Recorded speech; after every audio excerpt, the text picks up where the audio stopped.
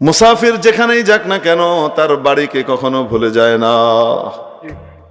মুসাফির হার কুজা বাসাদ ওয়াতন রা ইয়াদ মি দারাদ চুবুল বুলদার কফস মানাদ চমন রা ইয়াদ মি দারাদ চুবুল বুলদার কফস মানাদ চমন রা ইয়াদ মি দারাদ।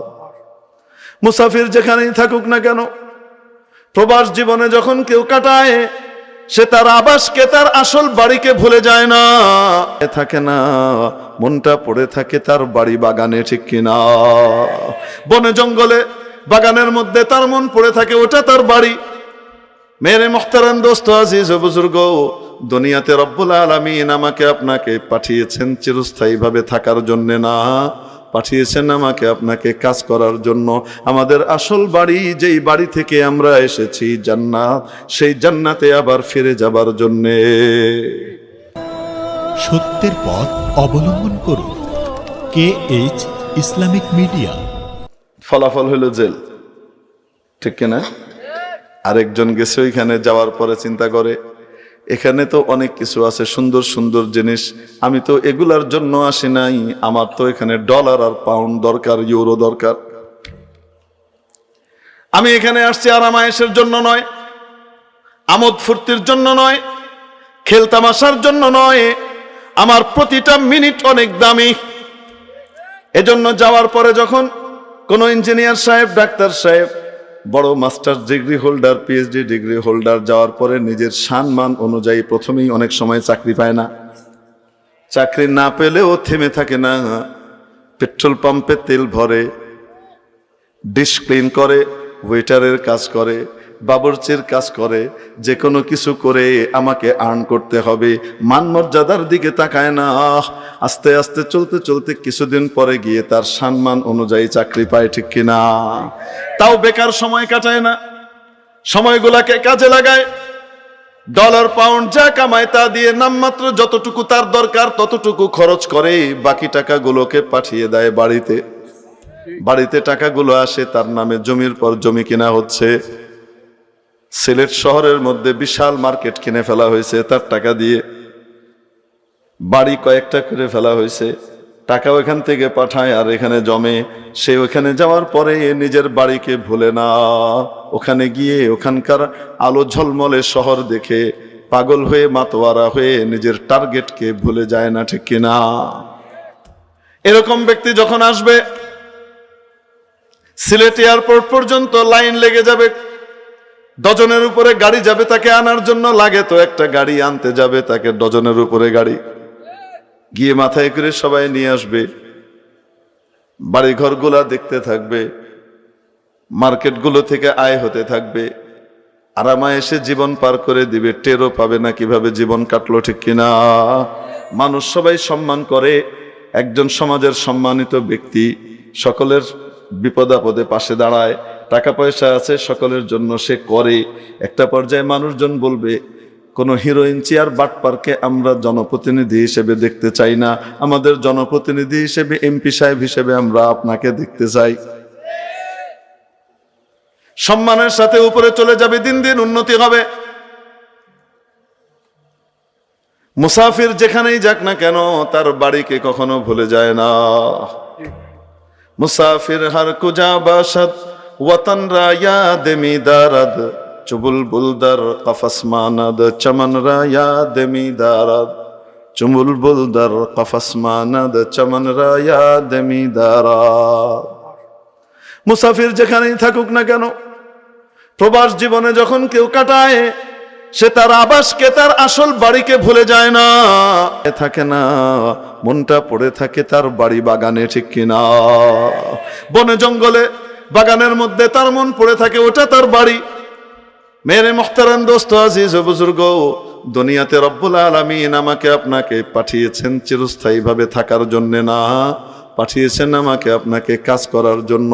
আমাদের আসল বাড়ি, যেই বাড়ি থেকে আমরা এসেছি জান্নাত, সেই জান্নাতে আবার ফিরে যাবার জন্য। আমাদের আদি বাড়ি হলো জান্নাত। আদি বাড়ি কোনটা? আসতে বলি, কোনটা? জান্নাত। মানুষ তার পরিচয় দেয়, নিজের পরিচয় দেয় বাবার বাড়ির পরিচয়ে। বলুন না কেন? বাবার বাড়ি যদি বিশ্বনাথ হয় তাহলে কয় আমার বাড়ি বিশ্বনাথ। বাবার বাড়ি যদি গোলাপগঞ্জ হয় তো বলে আমার বাড়ি গোলাপগঞ্জ। হয়নি? বাবার বাড়ি যদি ডাকা হয় তো হয় আমার বাড়ি হইল ডাকা। হয়নি? বাবার বাড়ি যেখানে সন্তানের বাড়ি সেখানে। আমার আপনার সকলের আব্বা জান হলেন সাইয়্যিদুনা হযরত আদম আলা নবিয়িনা ওয়া আলাইহিস সালাতু ওয়াস সালাম। হযরত আদম আলাইহিস সালামের জন্ম কোথায়? 7 আসমানের উপরে জান্নাত। সেই জান্নাতের উপরে আরো উপরের জান্নাত যেতে যেতে সবচেয়ে উপরের যে জান্নাত, হায়ার ক্যাটাগরির জান্নাত, সেটা হলো জান্নাতুল ফিরদাউস তাহতা আরশের রহমান। আরশের একেবারে নিচে, সুবহানাল্লাহ। আরশের নিচে সেই জান্নাত আমার আপনার আব্বা জান হযরত আদম আলাইহিস সালামকে রব্বুল আলামিন নিজ কুদরতি হাতে তৈরি করেছেন জান্নাতুল ফিরদাউসে। বাবার বাড়ি যদি জান্নাত হয়, আমার আপনার বাড়ি কোথায়? মেরে মুহতারাম দোস্ত, শুধু বাবার বাড়ি জান্নাত নয়, হাদিস শরীফের মধ্যে আসে রব্বুল আলামিন সর্বপ্রথম আমাকে আপনাকে জন্ম দিয়েছেন জান্নাতে। একবার আব্বা জানের পিঠের উপরে আল্লাহ পাক হাত রাখলেন, দক্ষিণ হাত রাখলেন, ডান হাত রাখলেন, দ্যাটস মিন বরকতের স্পর্শ দিলেন। সাদা সাদা সাদা সাদা কি যেন বের হতে লাগলো, ছোট ছোট ছোট ছোট ক্ষুদ্র ক্ষুদ্র, চোখে দেখা যায় না এমন, কিন্তু অনেকগুলা হইলে দেখা যায়। যেমন বালুকণা 10-12টা থাকলে নজরে পড়ে না, হাজার হাজার একসাথে হইলে নজরে পড়ে, ঠিক না? বের হতে হতে হতে হতে পাহাড়ের মতো হয়ে গেল ডান দিক।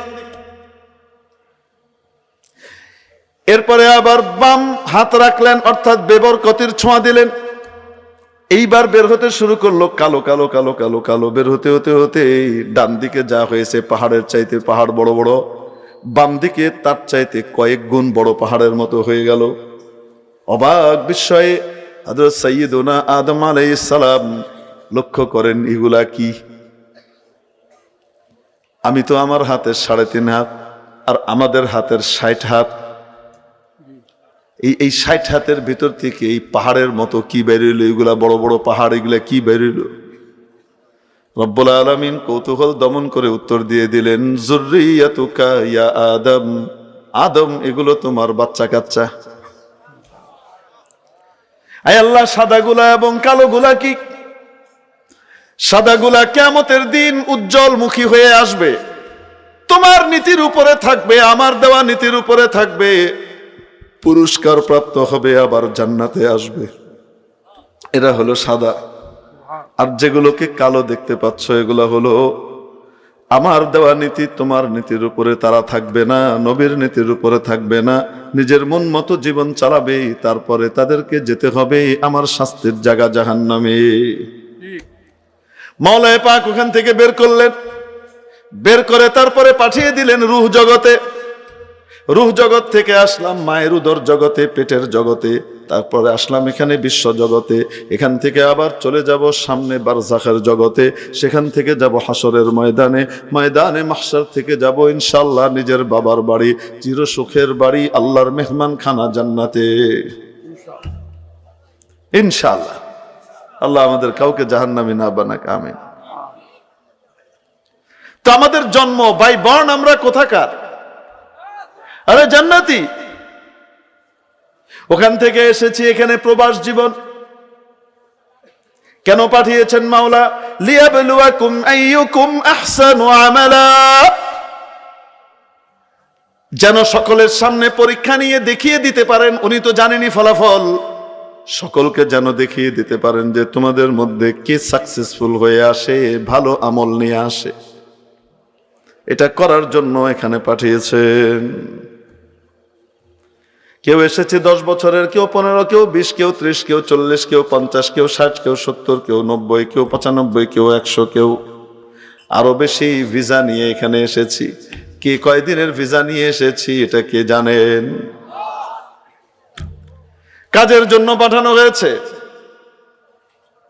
ওই যে আমেরিকাতে প্রবাস জীবনে যে 2 ভদ্রলোক গেল, একজন ওখানে গিয়ে নাজ নিয়ামত দেখে, ভালো ভালো জিনিস দেখে পাগল হয়ে গেল। তার নিজের বাড়ির কথা সে ভুলে গেল।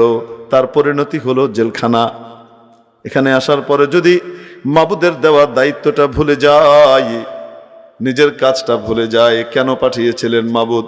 সূরাতুদ দারিয়াতের 56 নম্বর আয়াতে আমাদেরকে জানিয়ে দিয়েছেন, ওয়ামা খালাকতুল জিন্না ওয়াল ইনসা ইল্লা লিয়াবুদুন।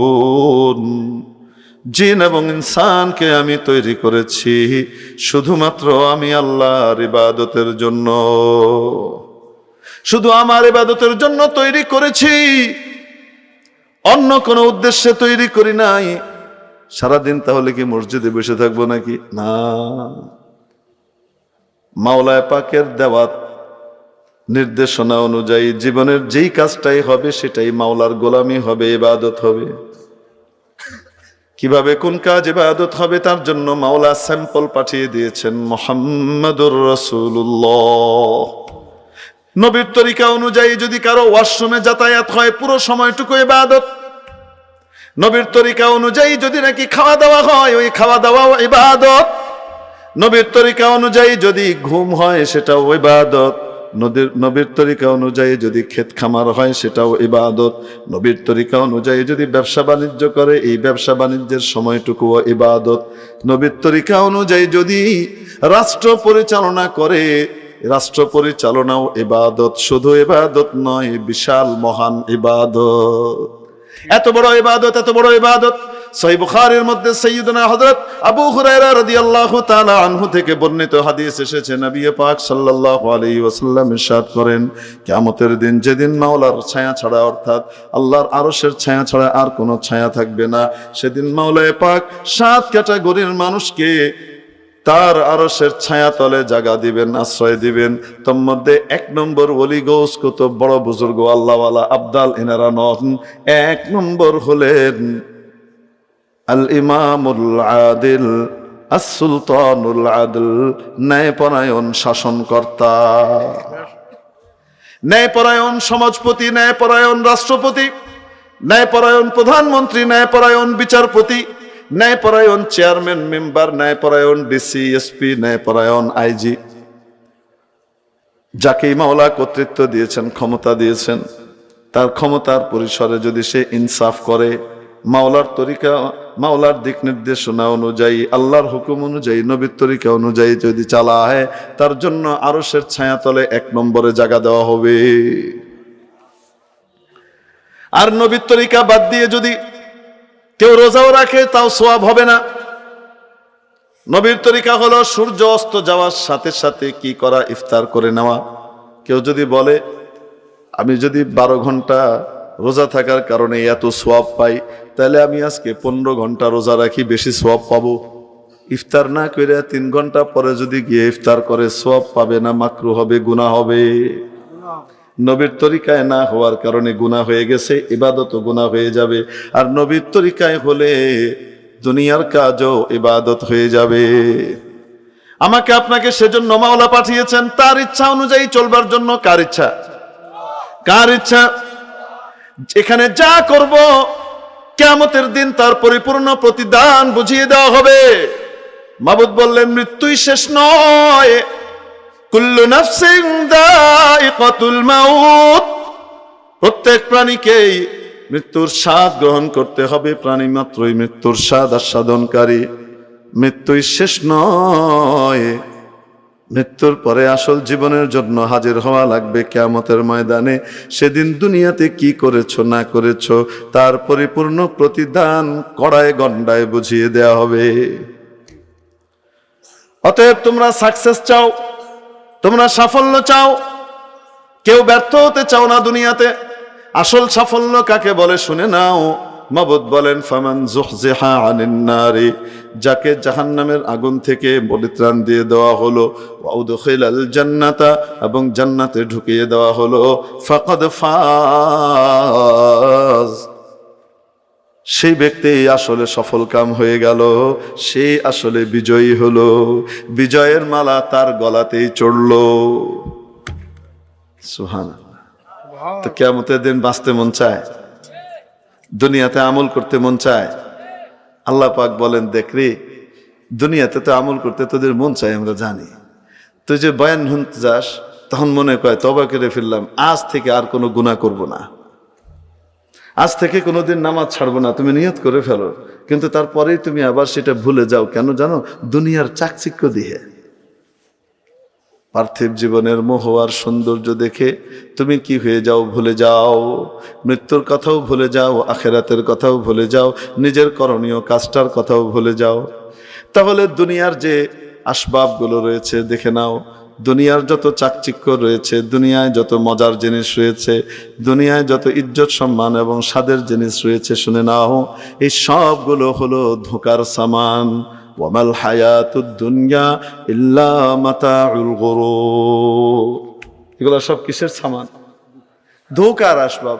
আপনারা এই এলাকাত হয় দুঃখা হয়নি, দুঃখা হয়নি, দুঃখার আসবাব।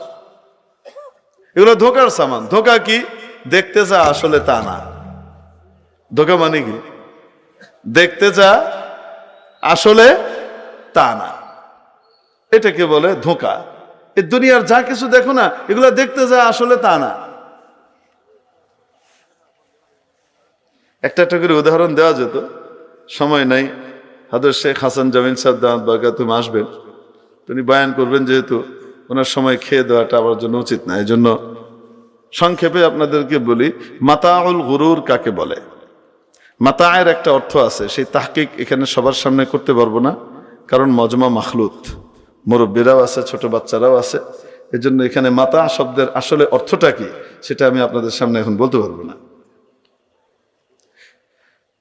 আমাদের মা বোনদের বিশেষ সময়ে ব্যবহৃত যে একটা কাপড় থাকে, ওই জায়গাতে বিশেষ সময়ে বাঁধেন, ওই জিনিসগুলা যা লাগে যেখানে, এই ওই নাপাক কাপড়টারে কি কয়? মাতা কয় আরবিতে। আর মাতায়ের আরেকটা অর্থ হলো যে আসবাব, সামান।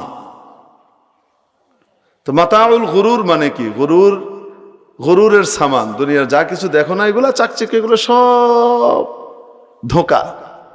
ধোঁকার মধ্যে পড়ো না, আমি তোমাদেরকে দেখাই দিলাম। আর এই ধোঁকায় ফেলার জন্য মহা ধোঁকাবাজ শয়তান কাজ করেই যাচ্ছে। ওয়ালা ইয়াগুররান্নাকুম বিল্লাহিল গরুর। মহা ধোঁকাবাজ যেন তোমাদেরকে আল্লাহর ব্যাপারে ধোঁকায় ফেলতে না পারে। সেই মহা ধোঁকাবাজটাকে আসতে বলেন, ইন্নাশ শাইতানা লাকুম আদুউন খাফি। আল্লাহ বলছেন না, নিশ্চয় শয়তান তোমাদের গোপন দুশমন। এটা বলছেন, কি বলছেন? ইন্নাশ শাইতানা লাকুম আদুউম মুবিন। প্রকাশ্য শত্রু, ও ঘোষণা দিয়ে তোমাদের শত্রুতার ভিতরে নামছে। আর দুনিয়ার এই আসবাবপত্রগুলা যা কিছু দেখো, দুনিয়াবী জীবনের চাকচিক্য, এগুলা হলো তার ধোঁকার সামান। সেইগুলা দিয়ে তোমাদেরকে কি করবে? জাহান্নামের দিকে নিবে, তোমার কাছ থেকে তোমাকে দূরে সরাবে। তো মাতাউল গুরুরের একটা উদাহরণ আপনাদেরকে আমি বুঝাই, মাতাউল গুরুর কাকে বলে। একবার আমার বাচ্চা অসুস্থ হয়ে হসপিটালে ভর্তি হলো, ঢাকা শিশু হাসপাতালে। তো বাচ্চা যখন ভর্তি হয়, ছোট কোলের বাবু, দুগ্ধপোষ্য শিশু, তখন তো তার মাকেও ভর্তি হওয়া লাগে, বুঝেন নাই? বাচ্চার সাথে কারে থাকা লাগে? মাকেও তো থাকা লাগে।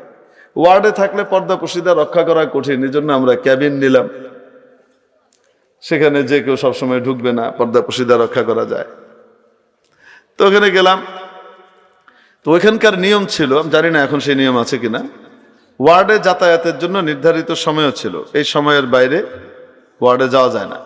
কিন্তু ক্যাবিন যদি হয় আপনার, তাহলে আপনি যে কোনো সময় যাতায়াত করতে পারেন। হসপিটাল কর্তৃপক্ষের এই অনুমতি ওখানে ছিল।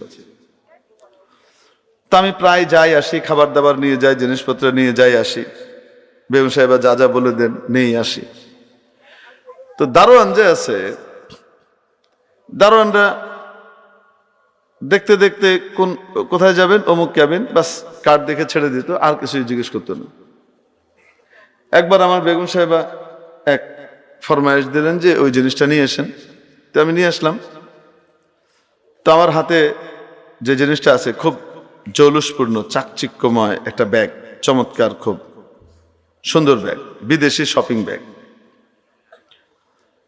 তো আমি নিয়ে এসেছি, ওই লোক এত সুন্দর ব্যাগ দেখে তার মনে শয়তানি ঢুকছে, যে তো অনেক টাকা পয়সা আছে, কিছু কয়েন দরকার। তো এখন আমাকে ডাকে, ব্যাগে কি কোনোদিন জেগে নেই। সেদিন যে ব্যাগে কি, তো আমি তার চেহারা আর চাউনি দেখে বুঝলাম যে নিয়ত খারাপ হয়েছে। মানে ব্যাগে যাই থাক সে বলবে ইটস নট অ্যালাউড, এটা নেওয়া যাবে না। তো নেওয়া যাবে না বললে তখন তারা কিছু পকেটে ভিড়ে দেয় অন্যরা, হুজুরও মনে হয় দিবে। হুজুর যে দিবে না, 1 পয়সা যে দিবে না হুজুর, এটা তার সে কি করে না, বুঝে না। যাই হোক, কিন্তু সে দেখার জন্য এখন ব্যাগে কি, তো আমি তার এই মেঘস্বরের আওয়াজ শুনে তা আমি বললাম যে দেখেন তো চেহারাটা ঝলমল করছে, এখনই টাকাটা পাবে। তো ব্যাগটা খুলে তাকিয়ে মুখটা কালো হয়ে গেল, আবু সাম কমতারিরা হয়ে গেল, আমার হাতে ব্যাগটা ফিরিয়ে দিল। ঠিক আছে যান। আসলে ওই দামি বিদেশি শপিং ব্যাগের ভিতরে ছিল আমার বাচ্চার হাগার পটি।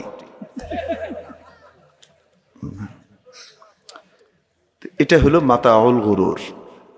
আল্লাহ পাক বলতেছেন ওয়ামাল হায়াতুদ দুনিয়া, এই যে পার্থিব জীবন যেটার জন্য তুমি পাগল হয়ে গেছো না, এত এত কিছু করো, মাতাউল গুরুর, এগুলোই ধোকার আসবাব, কিছুই তোমার না। তোমার তো শুধু ওইটা যেটা তুমি খেয়েছো, তোমার শুধু ওইটা যেটা তুমি ব্যবহার করেছো, তোমার শুধু ওইটা যেটা তুমি আল্লাহর কাছে জমা করে দিছো, ওইখানে গিয়ে তুমি কয়েক হাজার কোটি গুণে বেশি করে পাবা। ওইটা তোমার, এছাড়া কিছুই তোমার না, সব অন্যের। আল্লাহ পাক আমাদেরকে মৃত্যুর স্মরণ করবার এবং শহীদি দরজা পাবার তৌফিক দান করেন। নবীজি সাল্লাল্লাহু আলাইহি সাল্লামের সেই হাদিস খান আমি আপনাদের সামনে বলছি, যে ব্যক্তি প্রতিদিন কয়বার মৃত্যুকে স্মরণ করে, 20 বার স্মরণ করে, সে মারা গেলে আল্লাহ পাক তাকে শহীদের মর্যাদা দিয়ে দেন। আল্লাহ পাক আমাদের মৃত্যুকে শহীদের মৃত্যু নসিব করে দেন এবং আজকের এই মাহফিলকে আল্লাহ কবুল করেন। যে বা যারা আয়োজন করেছে আল্লাহ পাক তাদের নেক হায়াত দারাজ করেন। আমাদের প্রিয়তম কায়েস, তার আব্বাজান, আঙ্কেল এবং আরও যারা আছেন, আমাদের যে ভাই শহীদুল ইসলাম ভাই গতবার ছিলেন, কত খাটাখাটনি করেছেন, মেহনত করেছেন। দেখেন ওই কাজটা যে করে গেছে, আজকে আপনারা তার জন্য দোয়া করছেন, ঠিক কিনা? ওই যেটা করে গেছে এটা পাচ্ছে, আজকে তার জন্য আমার আপনার দিল কান্দে, দোয়া করতে মন চায়, কিছু আমল পাঠাইতে মন চায়, ঠিক কিনা? আল্লাহ পাক তাকে জান্নাতুল ফিরদাউস নসিব করেন, তার সকল ভুল ত্রুটিগুলোকে ক্ষমা করে দেন। আসেন আমরা প্রত্যেকে সূরা ইখলাস, কুল হুয়াল্লাহু আহাদ 3 বার করে পাঠ করি। আউযু বিল্লাহি মিনাশ শাইতানির রাজীম, বিসমিল্লাহির রহমানির রহিম, কুল হুয়াল্লাহু আহাদ, আল্লাহুস সামাদ, বিসমিল্লাহির রহমানির রহিম,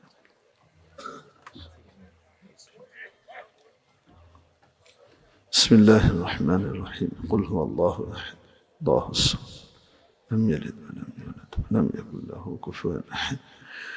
রাসূল পাক সাল্লাল্লাহু আলাইহি ওয়াসাল্লাম হাদিস শরীফের মধ্যে ইরশাদ করেছেন যে কোরআন শরীফে এমন একটি সূরা আছে যেটি তা'দিলু সুলুসাল কোরআন, কোরআনের 1/3 সমকক্ষ। এখন 1/3 এটা কোন দিক থেকে? মুহাদ্দিসিনে কেরাম ব্যাখ্যা করেছেন। কেউ বলেছেন এটা মজমুনের দিক থেকে, তাওহীদ, রিসালাত, আখিরাত, আর এই সূরাটায় আগাগোড়া তাওহীদ, তাই 1/3। কেউ কেউ বলেছেন সওয়াবের দিক থেকে, অর্থাৎ কেউ যদি কোরআনে কারীমের 1/3 তিলাওয়াত করে, সূরা ইখলাস একবার তিলাওয়াত করা মানে কোরআনের 1/3 তিলাওয়াত করা, তার মানে 3 বার তিলাওয়াত করা মানে যেন পুরা কোরআনের তেলাওয়াত করা, সওয়াবের দিক থেকে। হাদিস শরীফে আরেকটু এসছে, আমরা আজকে মরহুম শহীদুল ইসলামের জন্য এই 1 খতম করে কোরআনে কারীম পাঠাবার নিয়ত করলাম, তো ইনশাআল্লাহ। আরেক হাদিসের মধ্যে এসছে যে কেউ যদি সূরা ইখলাস 10 বার পাঠ করে, কয়বার? তাহলে আল্লাহ পাক তার জন্য জান্নাতে একটা প্রাসাদ আর বালাখানা বানিয়ে দেন। তো আমাদের ভাইয়ের জন্য আমরা একটা প্রাসাদ গিফট করতে পারি না? তো আসেন আমরা 10 বার পুরা করে ফেলি, 10 বার পড়ে ফেলি। আউযু বিল্লাহি মিনাশ শাইতানির রাজীম, কুল হুয়াল্লাহু আহাদ, আল্লাহুস সামাদ, লাম ইয়ালিদ ওয়া লাম ইউলাদ ওয়া লাম ইয়াকুল লাহু কুফুয়ান আহাদ, বিসমিল্লাহির রহমানির রহিম, কুল হুয়াল্লাহু আহাদ, আল্লাহুস সামাদ, লাম ইয়ালিদ ওয়া লাম ইউলাদ ওয়া লাম ইয়াকুল লাহু কুফুয়ান আহাদ, বিসমিল্লাহির রহমানির রহিম, কুল হুয়াল্লাহু আহাদ, আল্লাহুস সামাদ, لم يلد ولم يولد ولم يكن له كفوا أحد، بسم الله الرحمن الرحيم، قل هو الله أحد، الله الصمد لم يلد ولم يولد ولم يكن له كفوا أحد بسم الله الرحمن الرحيم قل هو الله أحد الله الصمد لم يلد ولم يولد ولم يكن له كفوا أحد بسم الله الرحمن الرحيم قل هو الله أحد الله الصمد لم يلد ولم يولد ولم يكن له كفوا أحد بسم الله الرحمن الرحيم قل هو الله أحد الله الصمد لم يلد ولم يولد ولم يكن له كفوا أحد بسم الله الرحمن الرحيم قل هو الله أحد الله الصمد لم يلد ولم يولد ولم يكن له كفوا أحد بسم الله الرحمن الرحيم قل هو الله أحد الله الصمد لم يلد ولم يولد ولم يكن له كفوا أحد درشت اللهم صل على سيدنا مولانا محمد وعلى آله وصحبه وبارك وسلم اللهم لك الحمد كله ولك الشكر كله وإليك يرجع الأمر كله علانيته وسره اللهم لك الحمد إذا رضيت ولك الشكر إذا أعطيت ولك الحمد إذا قضيت ولك الحمد حين ترضى ولك الحمد قبل الرضا ولك الحمد بعد الرضا ولك الحمد أبدا أبدا اللهم صل وسلم وبارك على حب خلقك إليك وأكرمهم لديك سيدنا ومولانا محمد وآله وصحبه كما تحب وترضى عدد ما تحب وترضى ربنا آتنا في الدنيا حسنة وفي الآخرة حسنة وقنا عذاب النار ربنا فاغفر لنا ذنوبنا وكفر عنا سيئاتنا وتوفنا مع الأبرار পরওয়ারদিগার আলম জীবনে ইচ্ছায় অনিচ্ছায় যত গুনাহ খাতা করে ফেলেছি মাওলা সমস্ত গুনাহগুলোকে মেহেরবানি করে মাফ করে দিন আয় আল্লাহ দয়া করে মায়া করে আমাদেরকে ক্ষমা করে দিন আয় মাওলা সকল জিন্দেগান এবং মুর্দেগানকে মাফ করে দেন মাওলা রে এখানে যারা আছেন অনেকেই আছেন তাদের বাবা নাই মা নাই বাড়িতে গিয়ে মা বলে ডাক দিবে